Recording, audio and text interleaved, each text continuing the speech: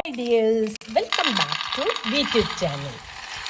ഇതുപോലെ നല്ല ക്രിസ്പി ആയിട്ടുള്ള കടല റോസ്റ്റ് എങ്ങനെ ഉണ്ടാക്കുക നമുക്ക് നോക്കാം കേട്ടോ. നമ്മളിതാ ബേക്കറിയിൽ നിന്ന് വാങ്ങുന്ന പോലെ തന്നെയാണ്.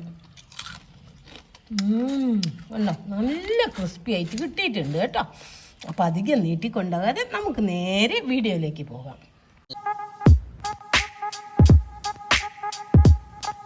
ഇതുപോലെ ഒന്നിച്ച് കോരിയിട്ടാലും നമുക്ക് ഒറ്റയായി കിട്ടണ ട്രിക്സ് എല്ലാം ഉണ്ട് കേട്ടോ.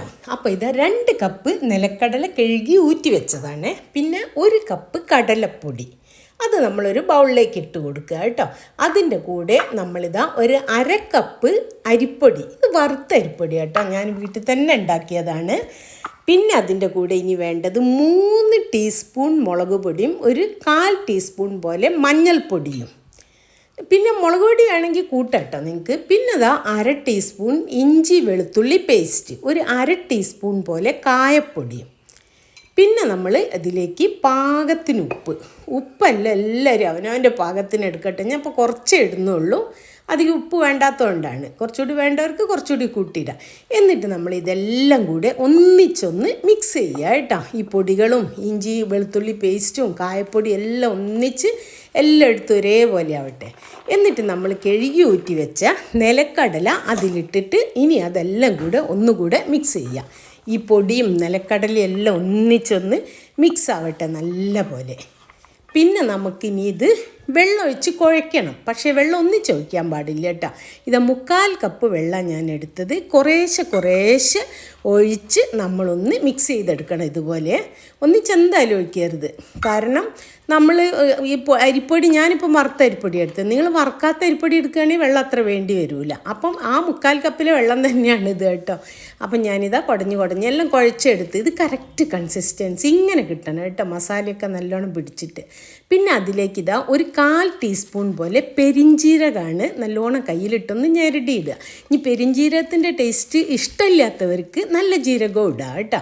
എന്നിട്ട് ഒന്നുകൂടെ ഒന്ന് മിക്സ് ചെയ്ത്, പിന്നെ ഇത് വെയിറ്റിങ്ങൊന്നും വേണ്ടട്ടോ, ഇപ്പം തന്നെ ഉണ്ടാക്കാം നമുക്ക്. ഇതാ ഞാൻ ചീനച്ചട്ടി അടുപ്പത്ത് വെച്ച് അതിൽ വെളിച്ചെണ്ണയിൽ ഉണ്ടാക്കണം കേട്ടോ, അപ്പോഴേ അതിന് നല്ല ടേസ്റ്റ്. എന്നിട്ട് നമ്മളിതാ ഇത് അതിലേക്കൊന്ന് ഇങ്ങനെ ഇട്ട് കൊടുക്കുക കേട്ടോ. ഇട്ട് കൊടുത്തിട്ട് നമ്മളൊന്ന് കുറച്ചൊന്ന്, അധികം ചൂട് പാടില്ല കേട്ടോ, അത് കാര്യം പറയാൻ മറന്നുപോയി. ഒരുപാട് ചൂടായാൽ നമ്മൾ ഇട്ട പാടിന് കട്ടയായിപ്പോൾ. അപ്പം കുറച്ച് മീഡിയം ഒന്നിങ്ങനെ ചൂടായി വന്നാൽ മതി കേട്ടോ. അപ്പം തന്നെ ഇട്ടിട്ട് ഒന്ന് നല്ലോണം മിക്സ് ചെയ്യുക കേട്ടോ. പിന്നെ ഇത് വെന്ത് കഴിഞ്ഞാൽ ഇതിൻ്റെ ഉള്ളിൽ നിന്ന് കുറച്ച് പൊട്ടലൊക്കെ ഉണ്ടാവും കേട്ടോ, കടല പൊട്ടും. ആ സമയമാകുമ്പോൾ ഇതെല്ലാം കൂടി ഇളക്കി നമുക്ക് കോരി മാറ്റാം കേട്ടോ.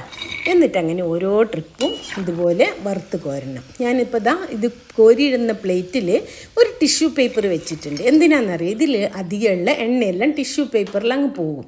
ഇപ്പം ഞാൻ കുറച്ച് വറുത്ത് കഴിഞ്ഞാൽ ഞാൻ നിങ്ങൾക്ക് കാണിച്ചു തരും, ഒന്നിച്ചിട്ടിട്ട് നമുക്ക് എങ്ങനെയാണ് കട്ട കുത്താതെ തന്നെ ഒറ്റയായിട്ട് എങ്ങനെ വറുത്തെടുക്കാമെന്ന് കേട്ടോ. അപ്പോൾ ഇതൊക്കെ നിങ്ങൾക്ക് ഇഷ്ടമാവുകയാണെങ്കിൽ ഒന്ന് ലൈക്ക് ചെയ്യാനും ഷെയർ ചെയ്യാനും സബ്സ്ക്രൈബ് ചെയ്യാനും മറന്നു വരുതേ. അപ്പോൾ കണ്ടോ, ഇത് പപ്പടക്കോല് കൊണ്ടാണ് ഞാൻ കുത്തുന്നത് കേട്ടോ. ഇങ്ങനെ മിക്സ് ചെയ്ത് കൊടുക്കുന്നത്, ഇളക്കി കൊടുക്കുന്നത്. എന്താ അറിയോ, ചട്ടകം കൊണ്ട് ഇളക്കിയാൽ ഇത് കടല അല്പം ഉടഞ്ഞു പോകും. അപ്പോൾ ബാക്കിയുള്ള മസാല എല്ലാം വടിച്ച് ഞാൻ അതിലിട്ട ലാസ്റ്റ് ട്രിപ്പാണ്. ഇതാ പപ്പടക്കോല് കൊണ്ട് തന്നെ ഇളക്കി കൊടുത്ത് ഇത് നമുക്കിനി ഒറ്റയായിട്ട് തന്നെ ഇതുപോലെ കിട്ടും കേട്ടോ. എല്ലാം ഇപ്പം ഞാൻ വറുത്ത് കഴിഞ്ഞു കേട്ടോ. വളരെ ക്രിസ്പി ആയിട്ട് വന്നിട്ടുണ്ട്, നല്ല പെർഫെക്റ്റ് ആയി വന്നു. ഇനി അതിലേക്ക് നമ്മൾ ആ വെളിച്ചെണ്ണ തന്നെ കുറച്ച് കറിവേപ്പില ഇടുക കേട്ടോ. എന്നിട്ട് അതൊന്ന് ചൂടാക്കി കൊരിയാൽ മതി. ഒന്നിങ്ങനെ പൊട്ടിയാൽ പൊട്ടണ പോലെ ആവും കേട്ടോ കറിവേപ്പില. അപ്പോൾ സ്റ്റവ് ഓഫ് ചെയ്ത് ആ കറിവേപ്പിലയും കൂടി കോരിയിട്ട് നമ്മൾ കടലയിലിട്ട് കൊടുക്കുക കേട്ടോ. എന്നിട്ട് ഇതും അതെല്ലാം കൂടി ഒന്ന് മിക്സ് ചെയ്യാം. ഇപ്പം ഞാനിത് ഈ പ്ലേറ്റ് ഒന്ന് മാറ്റുന്നുണ്ട് കേട്ടോ. എന്താ പറയുക, അതിലുള്ള ആ ബട്ടർ പേപ്പറില്ലേ, ടിഷ്യൂ പേപ്പർ, ആ ടിഷ്യൂ പേപ്പറിൽ എണ്ണയെല്ലാം ഉണ്ടാവും. അപ്പോൾ ഇതാ നമ്മുടെ മസാല പീനട്ട് റെഡിയുണ്ട്. ഇപ്പോൾ ഇത് തണുത്തിട്ടുണ്ട് കേട്ടോ. ഇനി ഇതുപോലെ ബോട്ടിലാക്കി വെച്ചാൽ നിങ്ങൾക്കിത് ഒരു 10-20 ദിവസം തന്നെ പുറത്ത് തന്നെ ഇരിക്കും. ഫ്രിഡ്ജിലൊന്നും വെക്കാതെ തന്നെ ഇത് കേടുവരില്ല കേട്ടോ. അപ്പോൾ എന്തായാലും 20 ദിവസം നിൽക്കും. പക്ഷെ അതുവരെ ഒന്നും ഇതുണ്ടാവില്ല, ഇത് കുറച്ചല്ലേ ഉള്ളൂ. അപ്പോൾ ഇതൊക്കെ നിങ്ങൾക്ക് ഇഷ്ടപ്പെടുകയാണെങ്കിൽ ഒന്ന് ചാനൽ സബ്സ്ക്രൈബ് ചെയ്ത് സപ്പോർട്ട് ചെയ്യണേ.